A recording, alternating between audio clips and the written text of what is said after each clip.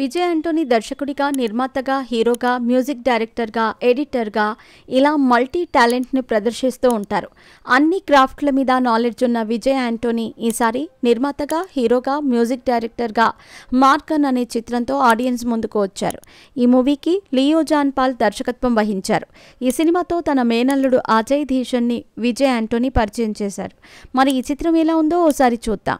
ముందుగా కథ విషయానికి వస్తే, సిటీలో రమ్య అనే అమ్మాయిని దారుణంగా హత్య చేస్తారు. ఆ అమ్మాయికి ఓ ఇంజెక్షన్ ఇవ్వటంతో శరీరం మొత్తం నల్లగా మారి చనిపోతుంది. అలాంటి ఓ కేసుని పోలీస్ ఆఫీసర్ ధ్రువ అంటే విజయ్ ఆంటోనీ ఎదుర్కొంటాడు.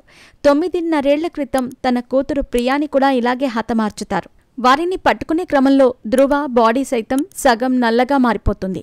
ఇక ధ్రువ మళ్లీ ఇన్నేళ్లకు అలాంటి ఓ కేసు బయటకు రావటంతో ఛాలెంజింగ్గా తీసుకుంటాడు. తన కూతురిలా ఇంకెవ్వరూ బలి కావద్దని అనుకుంటాడు. ఈ క్రమంలో అజయ్ ధీషన్, అరవింద్, ధ్రువ అనుమానిస్తాడు.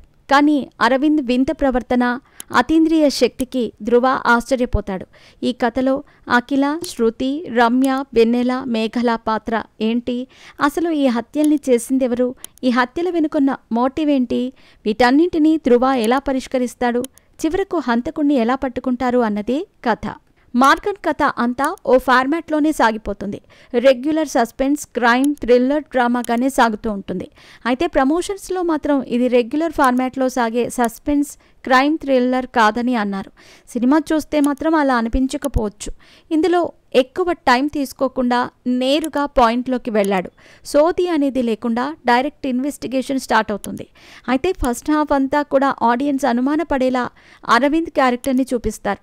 ఇంటర్వెల్ వరకు అందరూ కూడా అరవింద్ మీదే ఫోకస్ పెడతారు. కానీ ఇలాంటి జానర్లో వచ్చే చిత్రాలకు ఓ ఫార్ములా ఉంటుంది. ఎవరి మీదైతే అనుమాన పడతామో వాళ్ళు అసలు హంతకులు కాదు. ఎవరినైతే మనం పట్టించుకోకుండా లైట్ తీసుకుంటామో వాళ్లే చివరకు షాకింగ్గా సర్ప్రైజ్ ఇస్తారు. అలా ఇందులోనూ ట్విస్ట్ ఇస్తారు. దాదాపు హంతకులు ఎవరన్నది ఆడియన్స్ ఊహించలేరు. ఫస్ట్ హాఫ్ అంతా అరవింద్ పాత్ర చుట్టూనే కథ తిరుగుతుంది. ఇక సెకండ్ హాఫ్లో ఆ పాత్ర చేసే విన్యాసాలు, ఇన్వెస్టిగేషన్లో చేసే సహాయం బాగుంటుంది. ప్రీ క్లైమాక్స్కి వచ్చే కొద్దీ అసలు ట్విస్టులు బయటకు వస్తూ ఉంటాయి. చివరకు ఎవ్వరూ ఊహించని ఓ క్యారెక్టర్ అసలు హంతకురాలు అని హీరో కనిపెడతారు. ఇది పాత ఫార్మాట్ అయినప్పటికీ 2 గంటల సేపు ఎంగేజింగ్గా తీయటంలో జాన్ పాల్ సక్సెస్ అయ్యాడని చెప్పుకోవచ్చు. నిడివి తక్కువగా ఉండటం కలిసి వచ్చే అంశం. పాటలు కావాలని చూపించలేదు. ఆర్ఆర్ అయితే ఇంటెన్స్గా అనిపిస్తుంది. విజయ్ ఆంటోనీ ఈ చిత్రానికి తెరపై, తెర వెనుక హీరో అనే చెప్పుకోవచ్చు. ప్రొడక్షన్ వాల్యూస్, మ్యూజిక్ డిపార్ట్మెంట్ ఇలా అన్నింటినీ హ్యాండిల్ చేశారు. ఆర్టిస్టుల పరంగా చూసుకుంటే ఇందులో విజయ్ ఆంటోనీ మెప్పిస్తారు. ఇంటెన్స్ పోలీస్ ఆఫీసర్ పాత్రను పోషించారు. ఎప్పటిలాగే ఆయన సెటిల్డ్గా నటించి మెప్పించారు. అజయ్ ధీషన్ అయితే తన యాక్టింగ్తో అందరినీ సర్ప్రైజ్ చేస్తాడు. ఇతను విలనా, సపోర్టింగ్ యాక్టరా, హీరోనా అన్న రేంజ్లో పర్ఫార్మెన్స్ ఇస్తాడు. బ్రిగిడ పాత్ర అంత స్కోప్ దక్కలేదు. దీష్మిక కూడా ఓకే అనిపిస్తుంది. వెన్నెల, మేఘ పాత్రధారి నటన బాగుంది. మిగిలిన ఇతర పాత్రల్లో అందరూ తమ పరిధి మేరకు మెప్పించారు. ఓటీటీలో రెగ్యులర్గా ఇలాంటి క్రైమ్, సస్పెన్స్, థ్రిల్లర్ చూసే వాళ్ళకి మార్గన్ గొప్ప చిత్రంగా అనిపించకపోవచ్చు. కానీ మార్గన్ మూవీ ఆడియన్స్ని నిరాశపరచకపోవచ్చు.